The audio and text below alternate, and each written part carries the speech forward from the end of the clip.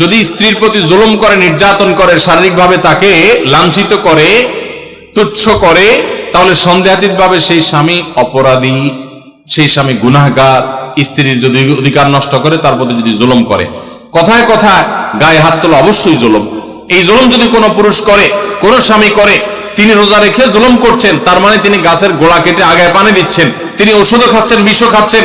রোজা রেখে তার উপকার হচ্ছে, কিন্তু জুলুম করে তার আবার ধ্বংস তিনি ডেকে আনছেন। রোজার মর্ম যদি তিনি বুঝতেন, তাহলে এটা করতেন না। নবী সাল্লাল্লাহু আলাইহি সাল্লাম বলেছেন, রোজাদার ব্যক্তির সাথে কেউ যদি ঝগড়া করতে আসে, সে বলবে, ভাই আমি রোজাদার, আমি ঝগড়ার উত্তর দিতে পারতেছি না।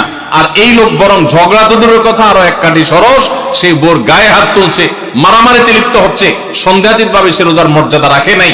এই লোক প্রকৃত অর্থে রোজাদার না। তারপরও তার রোজা সে রাখা কন্টিনিউ করবে এবং রোজার মর্মটা বোঝার চেষ্টা করবে। আল্লাহর কাছে তার হেদায়েতের জন্য আপনি দোয়া করবেন এবং সবর করবেন।